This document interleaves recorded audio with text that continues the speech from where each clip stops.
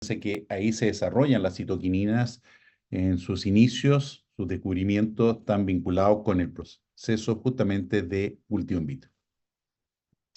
Este es uno de los trabajos pioneros de Skoog y Miller en el 57, está tal cual publicado como ellos trabajaron. Aquí hacia abajo tienen niveles de quinetina de menor a mayor concentración y acá abajo ácido indolacético de menor a mayor concentración. Y lo que van viendo ellos es la formación de callos desde este grupo de células, ¿de acuerdo? Y van viendo la relación que hay. Y aquí lo que vemos es justamente eso. Si la relación es alta en auxina, se inducen raíces, ¿de acuerdo? Si la relación es alta en citoquinina, se inducen brotes. Si es intermedio, tenemos la inducción de un callo, ¿de acuerdo? Que genera. Entonces, hoy básicamente trabajan con distintas concentraciones para buscar el óptimo según el tipo de tejido y lo que buscan. Aquí tenemos algo similar. Cultivo in vitro, sacado con sacabocado. Aquí tienen el grupo de células en una placa, o sea, en un flasco con agar en abajo, con distintas soluciones, concentraciones nutritivas y citoquinina o auxina, ¿de acuerdo? Si predomina mucho la citoquinina, tenemos crecimiento vegetativo. Si predomina mucho la auxina, crecimiento de raíces. Y es normal, las citoquininas promueven la brotación, el crecimiento de brote, las auxinas promueven las raíces. Si la concentración es alta en ambos, tenemos un callo no diferenciado. Se van dividiendo células, pero no se diferencian en tejido vegetativo o radicular. Bueno, bien, aquí tenemos una planta, digamos, que es muy típica en los campos donde hay zona húmeda debajo de los camellones, se genera estos manchones de Marchantia polymorph, que es esta planta aquí. Y esta planta se caracteriza por tener niveles altos de citoquinina en forma endógena, natural, ¿de acuerdo? Tiene niveles altos. Entonces aquí tenemos la planta wild type, ¿de acuerdo? Fíjense cómo se está desarrollando en una placa Petri. Y acá, en este otro lado, tenemos plantas que tienen sobreexpresión de su propia citoquinina oxidasa, ¿de acuerdo? La citoquinina 2, ¿de acuerdo? Son dos transformaciones, la 7 y la 9. Entonces, estas plantas que tienen, que se sobreexpresaron su propia citoquinina oxidasa. Y fíjense ustedes que al tener sobreexpresión de la citoquinina oxidasa, lo que ustedes están viendo ahí es la formación o producción de raíces. Y de hecho, si vemos ya acá, estas están dadas vueltas por debajo, esta es la parte basal, digamos, aquí la vemos desde arriba. Bueno, fíjense ustedes la diferencia en los contenidos de raíces. ¿Qué quiere decir esto? Que la menor presencia de citoquinina endógena activa las bases libres en estas plantas que fueron transformadas por la citoquinina oxidasa, por lo tanto mayor degradación de las bases libres, genera mayor cantidad de raíces y a su vez también genera una menor tamaño de la parte aérea. Lo mismo que habíamos visto en los tabacos inicialmente al principio, al decir los tabacos con menos citoquinina, por citoquinina oxidasa, tenían tamaño reducido en su crecimiento. Y aquí ustedes lo ven lo mismo. El explante es exactamente igual, pero como estos tienen menos citoquinina, tienen menor crecimiento. Son de la misma edad, pero tienen menor crecimiento, ¿no? Pero sí mucho más raíces. O sea, claramente la citoquinina no están promoviendo crecimiento de la parte aérea, inhibiendo crecimiento de raíces. Como aquí tenemos menos citoquinina, menor crecimiento de la parte aérea y en definitiva mayor desarrollo de raíces. Acá tenemos otra, es la quinetina, que les comentaba, es otra citoquinina de anillo aromático, que está aplicada en dos concentraciones distintas, o tres, el testigo, 0,1 y 1 micromolar, ¿de acuerdo? Y ellos lo que hacen es cortar brotes, ¿de acuerdo? Me parece que esto eran de peral, brotes de peral, ¿está bueno? Y los ponen en un medio y van viendo, a medida que pasan la semana, cuántos números de brotes se van formando. O sea, estos brotecitos que ustedes tienen aquí, cuántos brotes se van formando, ¿no? Y si ustedes ven, con 0,1 no se genera nada, pero con 1 micromolar ya sí tienen estadísticamente mayor número de brotes que se van formando a medida que van pasando las semanas. O sea, efectivamente, este tiene mayor formación de brotes. Lo otro, 0,1, no es suficiente, la concentración no genera finalmente un efecto, y de hecho, si ustedes ven, está igual que el testigo sin aplicación, que es lo que ustedes ven acá. No hay formaciones de brote. Bien, aquí tenemos, estos son peonías, ¿de acuerdo? Porque una flor que se exporta, se corta. Esta es una variedad comercial. Y lo que se hizo fue, en distintos medios de cultivo, hicieron aplicaciones de bencilaenina, ¿de acuerdo? O de ácido naftaleno acético. Estos son dos medios distintos, estuvieron evaluando medios distintos de cultivo, ¿de acuerdo? Y las combinaciones fueron naftaleno acético, lo dejaron estable, siempre un miligramo, ¿de acuerdo? Por litro, ¿de acuerdo? Y lo que hicieron fue ir aumentando la bencilaenina de 1, 2, 3, 4 y 5. Y aquí lo que ustedes tienen con las flechitas rojas indican el número de, justamente, de brotes que se están generando de esto, ¿de acuerdo? Entonces aquí tenemos el número de que se está generando desde 1 a 5. Esta es la relación, puesto que acá naftaleno acético es 1, mientras va aumentando bencilaenina, va aumentando. Y lo que podemos ver, que hay un efecto del medio, sí, claramente. Este medio es menos efectivo para la formación de brote, pero sí tenemos, en definitiva, una relación que es la mejor. ¿Y la cual es la mejor? 3 de bencilaenina. Ya más de 3 partes por millón de bencilaenina, dejando el naftaleno acético estable, va decreciendo el efecto. ¿Se dan cuenta? Y lo mismo antes. Esto sube, que es lo que esperábamos siempre del efecto de un regulador. Bueno, me quedó mal ahí la curva. Esa es la mejor combinación. Favorecer brotación lateral. De hecho, como veíamos, las citoquininas participan mucho en el despertar de la yema y por lo tanto se hace usos comerciales justamente para generar ese proceso. Estos son trabajos pioneros, 2002, hacen ya 22 años, ¿verdad? Y estas eran plantas que fueron transformadas con el gen IPT, isopentiltransferasa, de Agrobacterium, ¿no? En ese tiempo usaba mucho Agrobacterium para, como esta bacteria, para transformar e ingresar genes en plantas, genes foráneos, ¿de acuerdo? Entonces aquí lo que hicieron fue ingresar el gen IPT de Arabidopsis thaliana, perdón, el gen IPT de Agrobacterium en plantas de tabaco. Aquí tenemos la planta control sin el gen IPT y fíjense en las dos líneas con IPT tenemos mayor presencia de brotación de yemas laterales. O sea, las plantas con mayor cantidad o producción de citoquinina, por aumento del gen IPT, tienen mayor brotación lateral. ¿Cómo funciona esto? Ya algo lo vimos con auxina, pero ahora lo vamos a ir viendo más en detalle. Las auxinas se mueven, perdón, en forma basípeta, ¿de acuerdo? La propia auxina va activando su transportador, PIN, y va bloqueando el gen IPT y activando el gen de la citoquinina oxidasa, ¿de acuerdo? Que lo veíamos en la homeostasis, en la primera, una de las primeras diapositivas, la pueden revisar después tranquilamente, y van a ver lo que hablábamos, que justamente que la auxina en este tipo de tejido, en fruto es distinto, pero en este tipo de tejido tienen esa característica, al inhibir justamente la brotación lateral. Entonces esta yema no puede exportar, digamos, auxina, no se mueve. ¿Qué ocurre cuando decapitan, eliminan la fuente de auxina? Bueno, no hay movimiento de auxina, por lo tanto se activa el gen IPT, hay mayor producción de citoquinina, hay brotación y hay inhibición de la citoquinina oxidasa, ¿no? Se bloquea momentáneamente. Después, el brote va a crecer y va a generar su auxina, por lo tanto, va a empezar a promover sus transportadores, va a salir y nuevamente va a inhibir la síntesis de citoquinina y va a promover el catabolismo de la citoquinina, ¿de acuerdo? Se va a ir moviendo y va a ir inhibiendo yemas, por ejemplo, que estén más abajo, por ejemplo. Bien, aquí tenemos efecto de la aplicación de ácido indolacético, que son los positivos, ¿de acuerdo? Estos que ustedes tienen ahí, ¿de acuerdo? Y lo que vemos es la zona decapitada de plantas de arveja y la aplicación en la zona decapitada de saucina.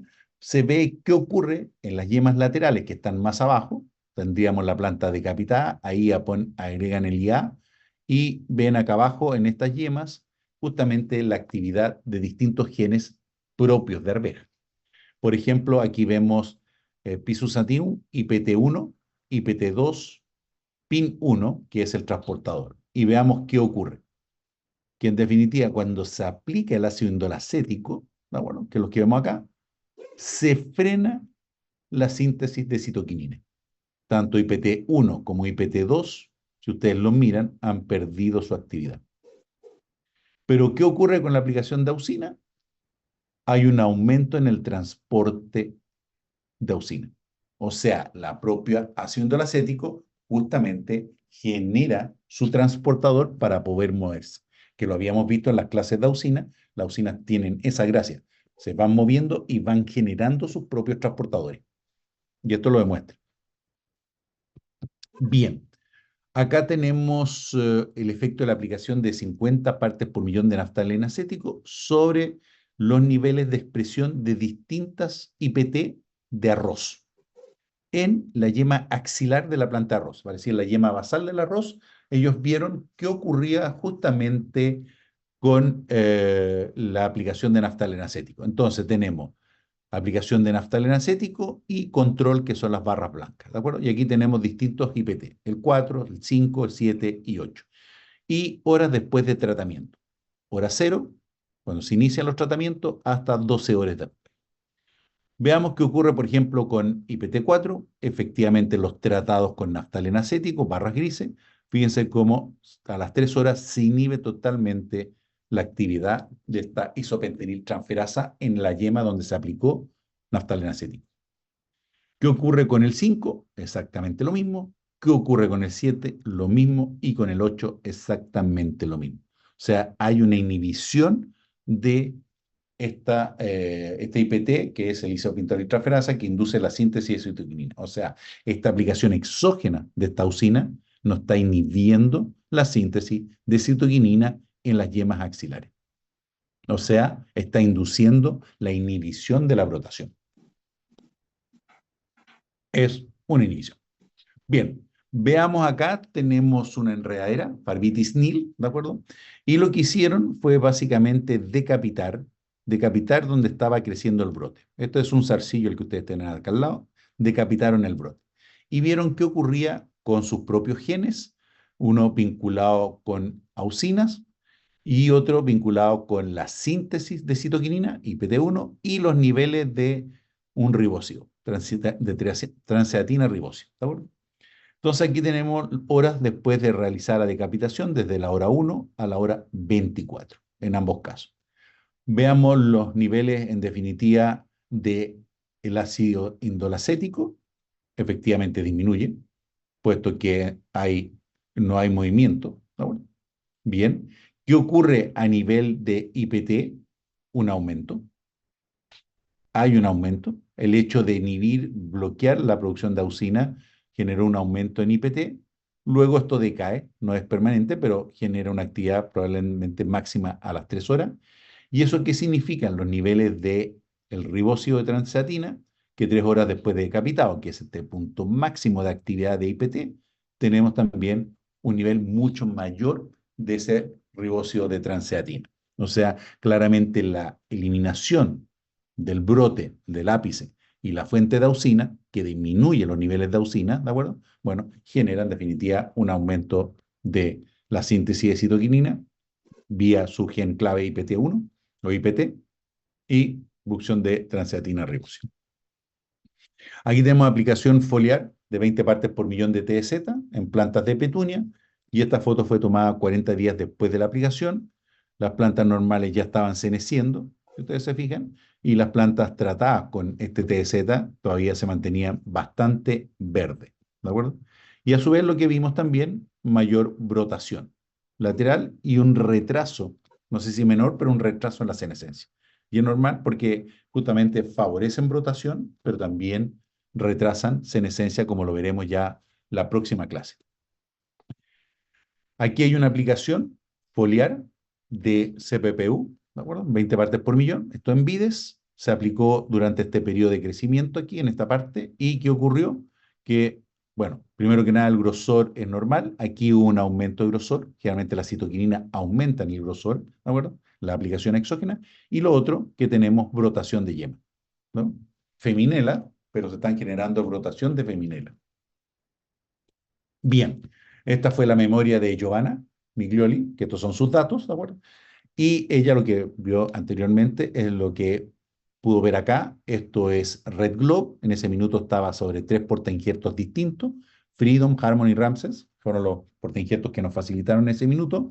Y aquí tenemos números de brotes por sarmiento desde la aplicación 0 hasta 20 partes por millón de CPP, ¿no? Lo que podemos ver que hay un aumento en el número de brotes. Es relativo con respecto al tipo de portainjerto, como ustedes ven ahí. Probablemente hay portainjertos más vigorosos que generan mayor número de brotes, otros menos brotes, pero tenemos en todo lo que podemos percibir que es la curva de respuesta.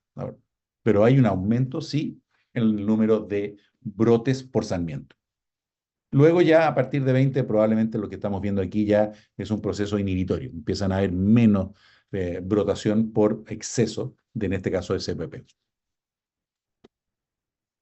¿Qué quiere decir esto? Como les decía, ácido indolacético se mueve, bloquea, por lo tanto, la brotación de esta yema y citoquinina es la que la favorece. Aquí tenemos una relación, auxina-citoquinina, auxina bloqueando la brotación, citoquinina favoreciendo eso. Si la relación es alta auxina-citoquinina, tenemos inhibición. Si tenemos al revés, fuerte en citoquinina, bajo en auxina, tenemos promoción. ¿Cómo podemos, por ejemplo, intervenir en esta relación? Una simple poda. Cortamos, eliminamos la fuente de auxina y inmediatamente vamos a tener una brotación, ¿de acuerdo? De yema latente, que es lo muy típico que ustedes ven cuando podan plantas o árboles, que emana, inmediatamente bajo la poda se genera brotación de yema. Lo que ustedes han hecho ahí es intervenir la relación auxina-citoquinina endógena. Brasinosteroides participan, ya lo vimos, efectivamente los brasinosteroides participan favoreciendo la brotación de esta yema. Ya algo vimos que hay algunos antecedentes en 2023, ¿de acuerdo? La auxina la bloquean. ¿Gibberelinas participan en la brotación? Sí, pero muy tangencial. Más que nada las gibberelinas van a promover la elongación, pero no tanto la brotación, sí la elongación de esa yema. La luz tiene un efecto en esto, en esta brotación, y efectivamente tiene. Ustedes cuando podan, abran un árbol, sobre todo un persistente, lo eliminan, van a ver que entra la luz y muchas yemas del interior empiezan a brotar. Por lo tanto, la luz juega un papel muy importante.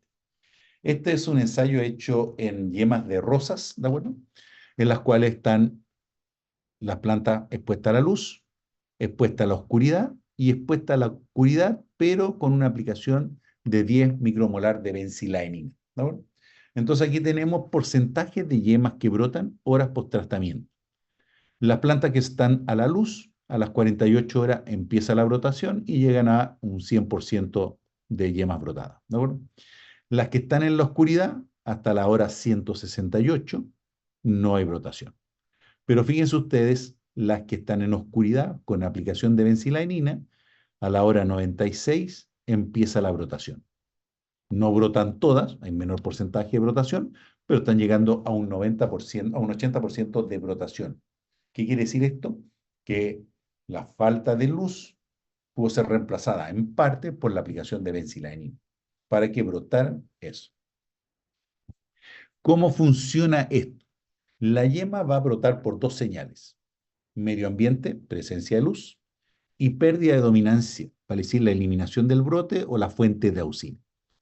Tenemos esta yema que la pasamos a esta parte de acá, tenemos movimiento de auxina, ¿de acuerdo? Y el movimiento de auxina va a bloquear citoquinina, ¿no? Eso es lo que va a ocurrir. La luz generalmente tiene una percepción de la luz y la luz tiene la capacidad, por lo tanto, de mejorar la producción de citoquinina. De importante la luz, ¿de acuerdo? Y las citoquininas van a aumentar el poder de atracción de azúcares y eso va a generar crecimiento de yema vía división celular. La citoquinina y esta brotación de esta yema va a inducir auxina, van a exportarse auxinas como veíamos, salen desde el brote, este brote va a generar auxinas de nuevo hacia afuera y estas auxinas también van a promover la atracción de fotoasimilados para que puedan crecer. ¿Qué ocurre cuando tenemos la oscuridad? Primero que nada, se bloquea la percepción de la señal lumínica y por lo tanto no hay síntesis de citoquinina. Al no haber síntesis de citoquinina y de haber dominancia de auxina, por lo tanto no hay atracción de azúcares, no hay división ni expansión celular y tampoco vamos a tener síntesis de auxina aquí que se puedan exportar, ¿de acuerdo? Y salir, y por lo tanto vamos a tener un freno en el crecimiento vegetal. Bien, esto es interesante, fue demostrado no hace mucho en Manzano y se trabajó sobre la variedad Fuji que exhibe justamente en forma natural una baja brotación lateral. ¿De acuerdo?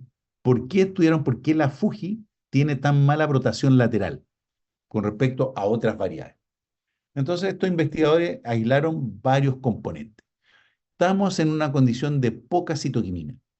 Tenemos en definitiva un gen, todos son de Malus domestica, de manzano, ¿de acuerdo? Este 12 que está activando en definitiva otro gen, HB53, que reprime las yemas. En esta condición, en ausencia de citoquinina, tenemos promoción del represor de la brotación, que es MDA-HB53, por este otro gen. Lo está activando y está bloqueando la brotación. ¿Qué ocurre cuando están las citoquininas?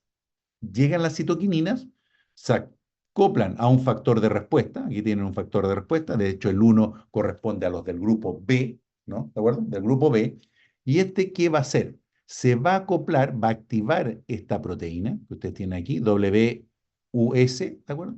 Y esta se va a acoplar a este represor que es el TCP2. ¿Cómo se acopla bloquean la activación de este no se activa, este queda sin activarse. Y por lo tanto tenemos brotación lateral. ¿Se fijan? La citoquinina lo que hace es favorecer la brotación lateral. En presencia de citoquinina tenemos destrucción de este rojo, que es el Malus domestica TCP12, que es el promotor del represor, el HB53. Y como el HB53 está destruido, ¿de acuerdo? No está activado, bien, puede brotar. Aquí tenemos cómo la citoquinina genera una brotación a través de varios componentes que se han descubierto en manzano y específicamente en Fuji, ¿de acuerdo? Este otro tema bastante importante es el efecto luz, lo vamos a volver a ver, y la aplicación. Esto es un ensayo comercial, se aplicaron 1120 partes por millón de bencilaenina, ¿de acuerdo? Para ver injertos o la brotación de injertos de naranjo valencia. Bueno, según si el injerto estaba expuesto al sur, que es donde viene la luz en el caso del hemisferio norte, o al norte, donde está la sombra. Entonces aquí tenemos porcentaje. Los tratamientos con bencilaenina son los verdes. Fíjense, estos son los porcentajes de brotación, lo que ustedes tienen acá abajo. Y efectivamente, en el lado sur tenemos mayor brotación, pero al aplicar bencilaenina, fíjense ustedes cómo aumenta la brotación, incluso con presencia de luz. En la condición norte, la brotación es mucho más pobre. La aplicación de bencilaenina genera también una brotación, pero no tan fuerte como en el caso del lado sur. ¿Qué quiere decir esto? Que no solamente la bencilaenina induce la brotación, pero también hay el efecto de la luz. Por decir, la orientación sur, que tiene más luz, hay mayor brotación en forma natural. Con bencilaenina mejoramos, sí, en probablemente alrededor de un 15% más. ¿De acuerdo? En el caso norte, que es sombrío, también hay una inhibición, menos del 20% de las yemas brotan. Con citoquinina podemos subir alrededor de un 30%, un 10% más, ¿de acuerdo? Más o menos, pero hay un efecto inhibitorio de la luz, de la falta de luz. Bien, entonces tenemos movimiento de auxinas, se van moviendo, van bloqueando la citoquinina, ¿de acuerdo? Y lo que va ocurriendo, en definitiva, es que hay una relación más alta en auxina que citoquinina y una inhibición de esa yema. Luego podemos hacer un corte, por ejemplo esto, e interrumpir el movimiento de auxina. Lo bloqueamos. Por lo tanto, podemos favorecer esa brotación, puesto que hemos cambiado la relación auxina-citoquinina, ¿no? Es importante. Las auxinas se van moviendo, van generando sus transportadores, pero aquí interrumpimos el flujo floemático, por lo tanto, el movimiento de auxina, ¿no? Así que la cicatrización va a depender mucho de la actividad del cambio, ¿de acuerdo? De ahí la importancia del momento y el ancho de hacerla. Ahora, si estamos en plena actividad, se puede hacer más ancho y esto cicatriza bastante rápido. Si estamos en periodos de baja actividad del cambio, hay un corte con un cuchillo para que eso tarde en cicatrizar y por lo tanto no es necesario hacer mayor daño a nivel de eso. Esto, en definitiva, hace creerle a la yema que esta parte hubo una decapitación y no está el freno, que es la usina. Nunca olviden que los que dirigen el transporte de las auxinas son siempre los transportadores de salida y que dependen de la señal de gravedad, ¿de acuerdo? Acuérdense bien de eso. Favorece inducción floral y diferenciación floral. Veamos. Trabajos ya antiguos justamente señalan que las citoquininas promueven el proceso de floración, contrario a lo que hacen las girelinas que lo inhiben, ¿de acuerdo? Las girelinas, ya lo hemos visto, inhiben el proceso de floración, sobre todo en las especies perennes. Especies anuales es distinto.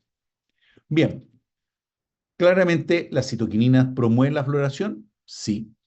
Aquí tenemos un control que hicimos a nivel de laboratorio. Estas son alegrías del hogar. Estas son plantas control y estas son plantas a las cuales las hicimos aplicaciones de citoquinina vía riego. Aquí teníamos en promedio más de 40 flores. Acá arriba aproximadamente alrededor de 10 flores, ¿verdad? Y lo otro que ustedes pueden observar también es el color verde. Efectivamente, las citoquininas tienen un grado de aumentar los contenidos de clorofila y retrasar el proceso de senescencia, que aquí se ve claramente. Bien, aquí tenemos expresión de dos genes IPT relacionados con la síntesis de citoquinina en tomate. Este es el IPT. Vamos a ir en definitiva hacia bases libres, como aquí tenemos isopentenil o transeatina, ¿de acuerdo? Y estas dos IPT las vieron a nivel de diferentes estadios de tomate, desde yema, flor, fruto verde, rosado y rojo. ¿Qué es lo que podemos observar? Que el 4, IPT4, no tiene mucha vinculación con el proceso, pero el 3 sí.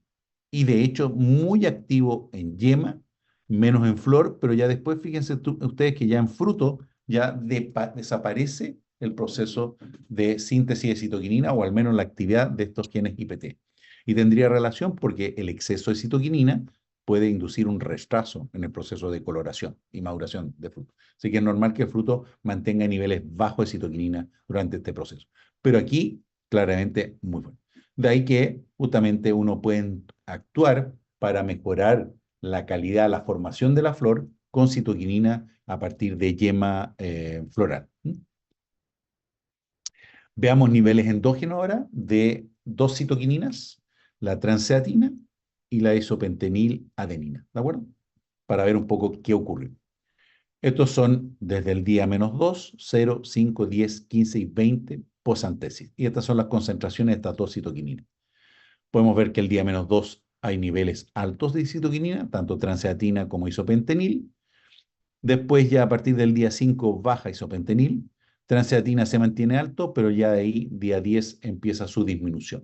O sea, ¿qué nos indica esto? Que en definitiva hay una síntesis de citoquinina ya muy temprano, incluso antes de la antesis. 2 días antes de la antesis ya hay. ¿De acuerdo? Vimos activación del gen IPT, por lo tanto, se activa IPT y se induce la síntesis de citoquininas bases libres, que son las que van a formar todas las estructuras o no van a participar, porque no son las únicas, las estructuras de la flor, ovario, etc. Bien. ¿Qué otra cosa aquí tenemos? Tenemos fertilidad de yemas en uva, en Sugar One, y ellos trabajaron a nivel del sarmiento, vieron la posición, uy, me perdí, aquí está, la posición de las yemas, digamos, en el sarmiento, del 1 a la 2, 12, perdón, ¿no? Bueno, y vieron números de inflorescencia que se producían en cada una de estas yemas. Las primeras yemas basales tienen niveles bajos, pero luego ya se mantienen niveles más altos de inflorescencia a partir de fertilidad de yema, digamos, a partir de la yema 5, 7 en adelante. ¿Está bueno? Entonces ellos quisieron ver eso con ribósidos de isopentanil, dihidroxeatina y transeatina en esta misma yema. ¿De acuerdo? Y aquí tenemos la semana de la 1 a la 6 y precursores de citoquinina en cantidades. Bien, ¿qué es lo que podemos observar? Que ellos vieron la yema 8, 9 y 10, estas que están aquí, que presentan alta fertilidad, tenían, fíjense, niveles altos de citoquinina desde la semana 1, prácticamente iba en descenso, pero hasta la semana 6. Pero, ¿qué ocurría con la yema 2 y 3, que tenían baja fertilidad? Tenían bajos niveles de estos ribósidos, que son los precursores de las bases libres, ¿no? Entonces, claramente había una relación en la fertilidad de yema con la presencia de mayor o menor cantidad de citoquinina. ¿Qué es lo que dicen ellos? Que en definitiva la diferencia, inducción e inicio de la diferenciación floral sería dependiente de al menos dos hormonas vegetales importantes, citoquinina y gibberelina. Entonces, a nivel de esta yema, digamos que se va a generar ahí, vamos a tener un desarrollo del meristemo ya sea floral o vegetativo. Si la relación es alta en gibberelina y baja en citoquinina, tendremos una yema vegetativa, probablemente la formación de un zarcillo. Si el nivel, por el contrario, es alto en citoquinina, bajo en gibberelina, tendremos la formación de un racimo. Cuando la relación es intermedia, se genera muchas veces lo que dicen ellos, son mitad racimo, mitad zarcillos, ¿de acuerdo? Cuando la relación no hay una dominancia de una hormona vegetal sobre la otra. Entonces, aquí hay otro aporte más, aparte de los tomates, que indica que claramente el proceso de inducción y diferenciación floral es dependiente de la citoquinina, pero también se relaciona con otras hormonas vegetales, como en este caso gibberelina, y en forma negativa con la gibberelina. Bien, mejorar cuaja y tamaño de fruto. Veamos. Hemos visto que inicialmente hay producción de citoquinina. Aquí vamos a ver cuál es la citoquinina. Estamos en semilla. Fíjense ustedes que a nivel de semilla ya hay producción alta de citoquinina. ¿De acuerdo? Si vemos a nivel de pulpa de fruto, estamos viendo en este punto, también tenemos presencia alta de citoquinina. Sobre todo si vemos los procesos de división celular, fíjense ustedes. Es ahí donde aparece la citoquinina. Muy importante. Luego, si ustedes se fijan, van disminuyendo. Ya en el proceso de maduración, fíjense acá, ya no tenemos citoquinina. No hay. Está acá. ¿De acuerdo? Bien. Entonces vamos a ver qué ocurre y no solamente, perdón, a nivel de fruto, sino que también a nivel de semilla. En el crecimiento de la semilla también se vinculan la citoquinina, no solamente en el fruto. Entonces vamos a ver este trabajo, justamente qué es lo que ocurre si se van a silenciar a nivel de trigo una citoquinina oxidasa. Veamos. Al silenciar o sobreexpresar esta citoquinina oxidasa en parte aérea o radical, ¿qué podría pasar con el llenado de grano en trigo? Entonces ellos vieron qué ocurría con plantas que le sobreexpresaban esta citoquinina oxidasa, por lo tanto, bajos niveles de citoquinina base libre, puesto que hay mucha oxidación, o si al contrario, silenciaban la citoquinina oxidasa, no la dejaban activar, y por lo tanto aumentaban los contenidos. ¿De acuerdo? Bien, veamos. Aquí tenemos los primeros 7 días después de antesis, ¿de acuerdo? Vamos a ver parte aérea. Ellos en la parte aérea trabajaron con plantas en que disminuyeron la expresión de dos citoquininas oxidasas, la 1 y la 11. ¿Qué es lo que observaron? En definitiva, incremento de fitohormonas, claro, aumento de la citoquinina, puesto que habíamos bloqueado la oxidación, aumento de la ciseatina, transceatina y algunas. También aumento en gibberelinas. Miren. ¿Qué más? ¿Cuál fue el fenotipo que obtuvieron?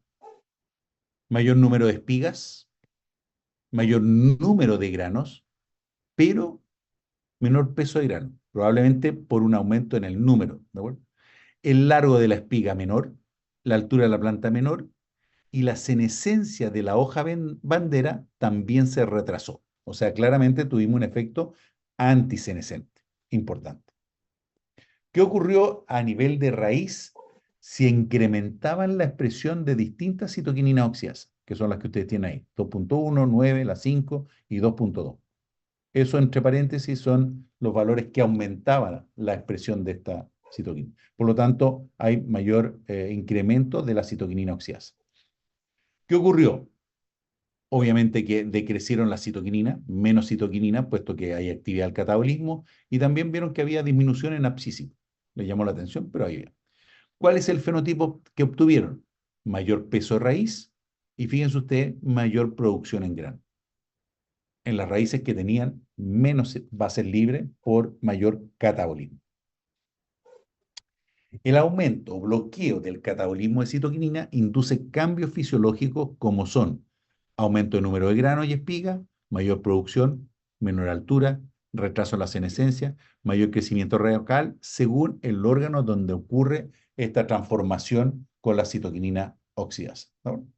Pero claramente al alterar los contenidos endógenos mediante catabolismo o inhibición del catabolismo, estamos generando un cambio en la producción y otras variables fisiológicas y fenológicas de la planta. Bien, el órgano más importante dentro de una planta y específicamente también en un frutal es por lejos la parte reproductiva, como lo es también en una gramínea como el trigo o en plantas como tomate o maíz, etcétera. ¿De acuerdo? Entonces, estos procesos son fuertemente, primero que nada, de una fuerte división celular y una fuerte formación de órganos. Todo esto es un proceso de mucha división celular, siempre, ¿de acuerdo? O sea, cualquiera de los que puse acá, hay una fuerte división celular y a su vez se van formando distintos tipos de órganos. Por ejemplo, este es el caso del palto, estas flores tienen una formación todavía en estas yemas cerradas de pistilos, estambres, se están todavía formando, ¿de acuerdo? Para terminar ya en antesis con esto. Lo mismo ocurre a nivel del duraznero, aquí es lo mismo. Aquí ya tenemos la flor totalmente formada, lo mismo acá, ¿de acuerdo? Pero en este otro proceso todavía se está formando la flor y aquí también. Bien, de ahí que es pertinente justamente el uso de citoquinina, quienes están justamente fuertemente vinculados con los procesos de división celular y formación de estas distintas estructuras. Bien, división celular, muy importante, porque la división celular, fíjense ustedes que no es permanente en un fruto. Aquí tenemos un trabajo en los cuales vamos a ver división celular en pera, durazno y fresa o frutilla. Y aquí tenemos un número de células en ambos casos, ¿de acuerdo? Y días después de plena flor abajo. Fíjense ustedes que el caso de la pera, el caso del durazno y el caso de la fresa, la división o el número de células aumenta rápidamente, en pocos días. Pero, ¿qué quiere decir esto? Que luego ya no aumentamos el número de células. En el caso de la pera, son 42 días. Hasta ahí dura la división celular, posantésica. En el caso del durazno, 21 días. El caso de la fresa o frutilla, 19 días. Muy vinculado también con el tiempo de crecimiento. Si ustedes se fijan, 19 días es corto, pero la fresa tarda 47 días en madurar. El durazno un poco más mayor, tarda 105 días, por eso 21 días. Y la pera, bueno, tarda más, 168 días en madurar, por lo tanto, los periodos de división celular son un poco más prolongados. Pero esos son los periodos en los cuales podemos entrar con un producto si es que queremos aumentar el número de células. Claramente el periodo para poder aumentar el número de células en un fruto es corto, no es largo. Aquí tenemos distintos frutales. La palta es la que tiene el periodo más largo de división celular, entre 80 y 90 días. ¿Se fijan? Aquí tenemos las peras, pero tenemos otros, por ejemplo, la cereza, 20 días, ¿se dan cuenta? La naranja puede ser un poco más, ¿de acuerdo? Perdón, la naranja está aquí, podemos llegar alrededor de 40 días, ¿de fijan? Más o menos. Manzana es más corto que la pera, tiene periodos más cortos. Bueno, entonces, hay periodos. Y eso quiere decir que en esos periodos nosotros podemos entrar con un regulador para mejorar el número de células. Bien, duración en días del periodo de división celular en naranja varesca bajo dos condiciones climáticas. En los países tropicales, el periodo de división celular por alta temperatura es mucho más corto. Fíjense ustedes aquí, en una naranja tropical dura 30 días. En una naranja subtropical, un clima más cálido, el periodo de división celular dura 45 días. Entonces, ¿qué quiero decir con esto? Que los periodos de división celular que tienen en el gráfico anterior van a depender mucho de las condiciones climáticas. Ustedes se van a climas más cálidos, más calurosos, más tropicales, los periodos de división celular son más cortos. Si van a zonas más frías, los periodos de celular son más largos. Y en general, eso también va a afectar el tamaño del fruto. La naranja, bajo estas condiciones, es de menor tamaño.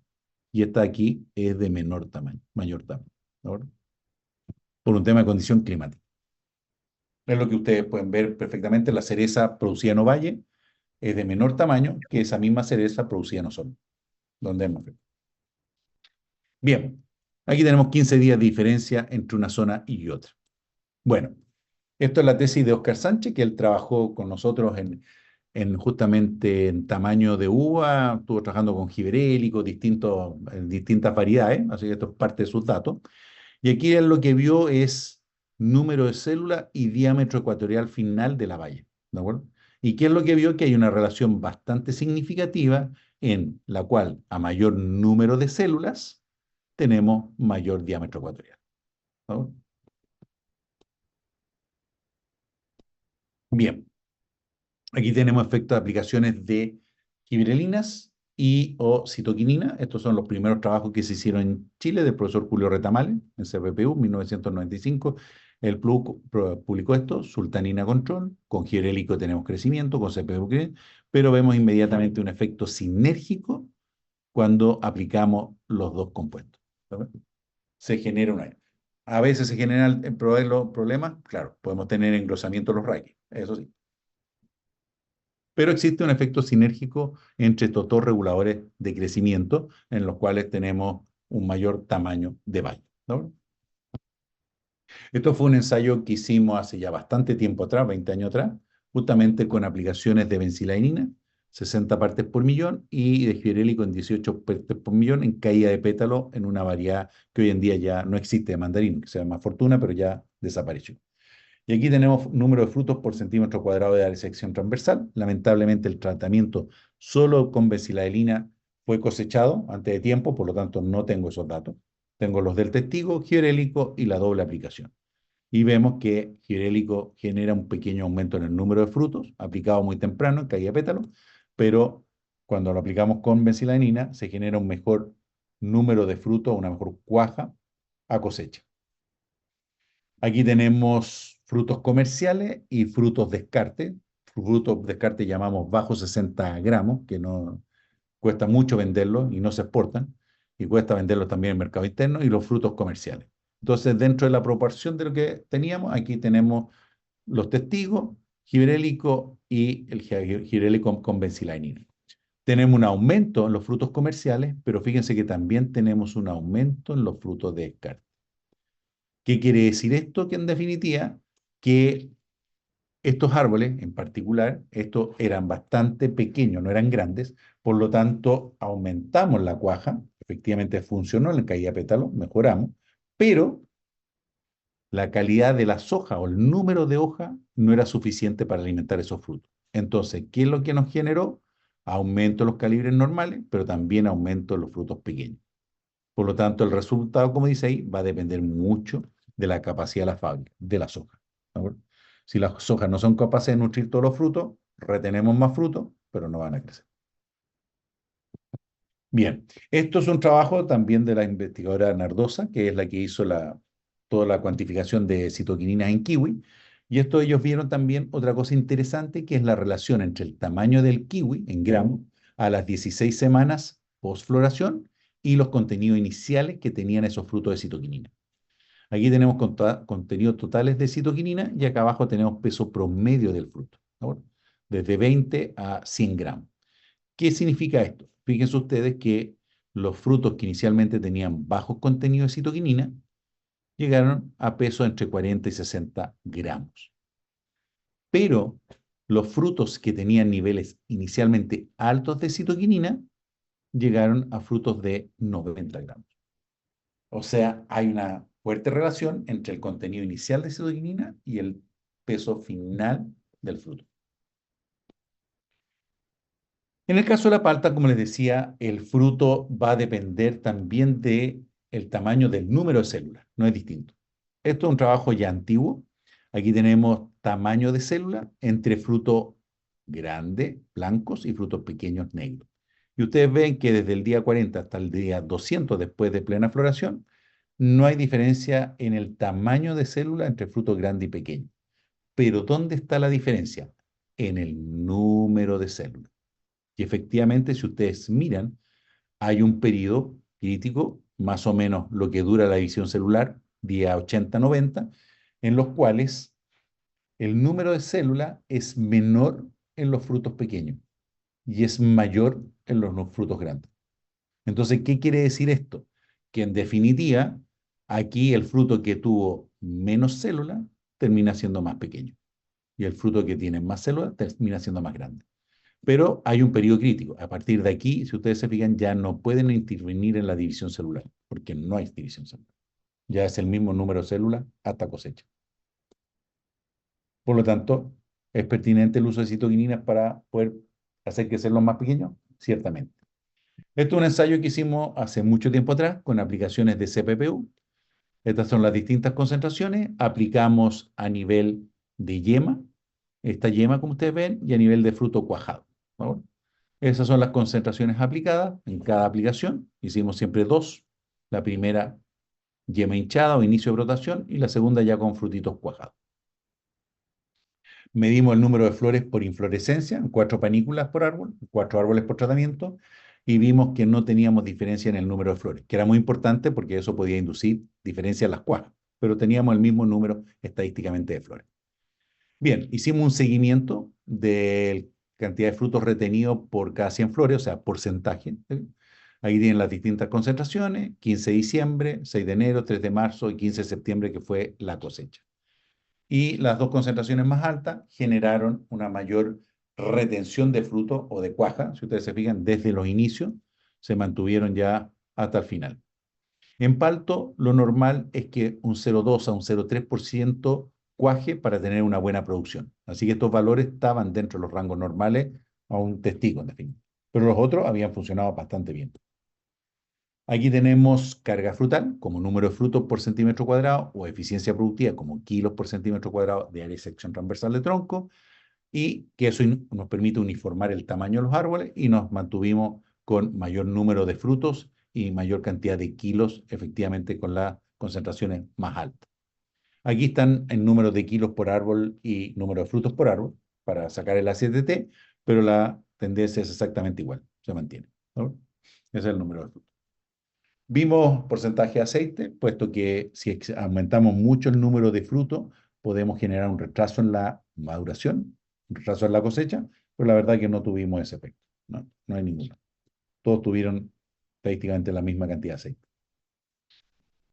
Esto ha promovido que, por ejemplo, en cítricos hemos hecho ya distintos tipos de aplicación, ahora con bencilaenina, botón floral, plena floración, fruto cuajado, genera aproximadamente un 7,4% más de producción, aquí un 5,2, aquí un 7,7. En definitiva, lo mejor es esta de acá. No es necesario aumentar más las concentraciones, no generan un beneficio, así que nos quedamos con ese porcentaje.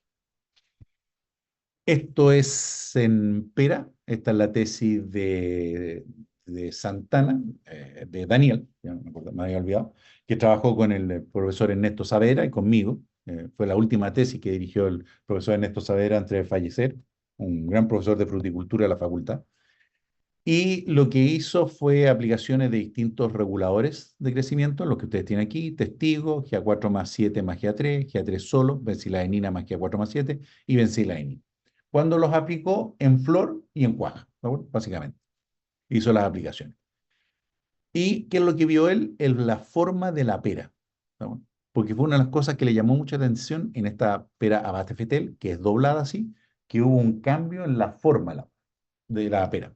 Entonces veamos, fíjense ustedes, altura-diámetro, ¿de acuerdo? La relación altura-diámetro. Y los tratados con giberélico tuvieron una mayor relación. ¿Qué quiere decir esto? Que tuvieron mayor largo las peras, ¿de acuerdo? Más larga que ancha. ¿Qué ocurrió con la citoquinina? Específicamente con la bencilaenina. Fíjense ustedes que la desviación del cuello, vale decir el ángulo de inclinación, aumentó. Eso es lo que indica este valor de acá. Que los cuellos, en definitiva, la pera se torció más con la aplicación de la bencilaenina. Esto nos quiere decir que estos reguladores, aplicados muy temprano, pueden incluso alterar la forma del fruto, hacerlo más largo. Bueno, de hecho, el giberélico en uva se usa para alargar bayas. Ese es uno de los efectos. Bien, otra cosa importante es dónde aplicar estos productos y cuál es la movilidad. Este trabajo antiguo hecho en Manzano, pero es bastante bueno, vio el efecto de la aplicación de bencilaenina sobre la hoja o el fruto sobre translocación del sorbitol, que es el azúcar que tienen las pomáceas, marcadas con carbono 14, para poder ver cómo se movía este sorbitol desde la hoja al fruto. ¿De acuerdo? Hicieron 2 años consecutivos, vamos a ver, ellos midieron como tenían marcado con radioactividad, midieron a las 24 horas cuánto era la recuperación de esa radioactividad. Primer ensayo, aplicaron bencilaenina para ver si el sorbitol se movía hacia el fruto. ¿Y qué es lo que vieron? Que no se movían. ¿De acuerdo? Bien. ¿Qué ocurrió en el segundo caso? Aplicaron bencilaenina al fruto y ¿qué es lo que vieron? Que cuando aplicaron al fruto, porque al aplicar a la hoja, como ustedes ven, no hubo movimiento. Fíjense estos valores, las concentraciones, las cantidades son las mismas. Pero cuando lo aplicaron en la fruta, este año les dio un resultado un poco errático, entonces lo repitieron al año siguiente y midieron 24 y 48 horas. Pero sí aumentó la cantidad de sorbitol en el fruto. O sea, la aplicación de bencilaenina provocó que se atrayera mayor cantidad de sorbitol hacia el fruto. Pero la bencilaenina en la hoja no provoca movimiento del sorbitol hacia el fruto. Por lo tanto, si queremos mejorar la atracción de asimilado, de fotoasimilado, tal como lo mencionábamos en auxina, en gibrelina, tiene que ser siempre dirigido hacia el fruto. Y ahí este genera su poder de atracción. O sea, la citoquinina en el fruto promueven la atracción de fotoasimilado desde la hoja, pero no la citoquinina aplicada a la hoja van a generar movimiento de azúcar hacia el fruto. Esto significa que ustedes tienen, en definitiva, hidratos de carbono que se producen en la hoja, se mueven hacia el embrión, porque el embrión necesita esa fuente de energía, y a nivel del embrión, ¿qué ocurre? En este caso, citoquinina, también lo hacen lo mismo la saucina y la gibrelina, ¿de acuerdo? Como lo vimos, son exactamente iguales y brasinosteroides también, no cambian. ¿Qué van a hacer? Van a actuar sobre enzimas que van a favorecer el corte de estos hidratos de carbono a monosacario, hexosa, que son utilizados como fuente de energía para el desarrollo y el crecimiento del embrión inicialmente y después del fruto, ¿no? Él requiere, porque el embrión necesita su fuente de energía. Bien, estamos bastante bien. ¿Dudas, preguntas, consultas? Pues estaríamos terminando la clase de hoy.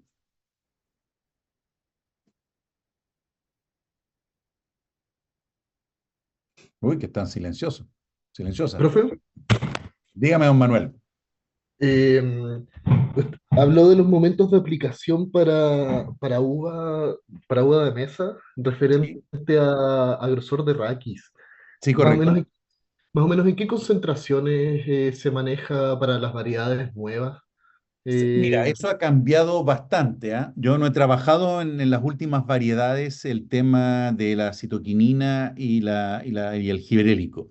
En las variedades más antiguas sí hacíamos bastante ensayo, me he retirado un poco de eso, pero lo que sí se ha visto, por ejemplo, a nivel de CPPU, generalmente que ya con 20 partes por millón generas un engrosamiento de Raki, indistintamente de las variedades, se genera un engrosamiento. Hay que ¿Y en trabajar qué con momento?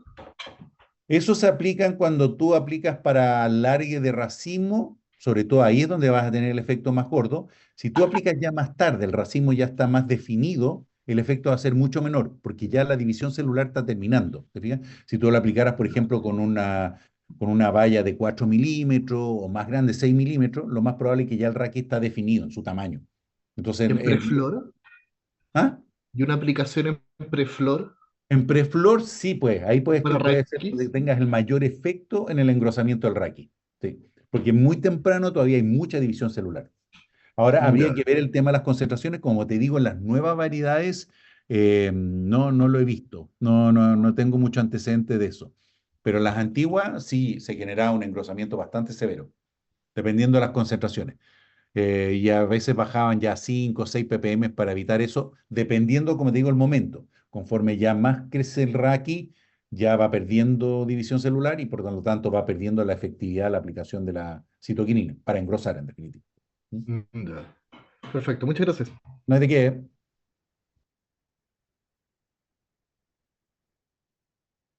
Bien, si no tienen más dudas, agradecerle su asistencia y la clase la vamos a subir. Yo creo que ya probablemente esta semana o la otra, porque hay que trabajar con la UGADA, no va tan rápido, pero va a estar disponible, espero que de aquí a una semana o más. ¿Mm? Así que bien, que tengan buena continuación de semana y nos estamos viendo ya el próximo martes. Cuídense. Chao, Muchas profe, gracias, gracias. Chao. profe. Muchas Que esté bien. gracias. Chao.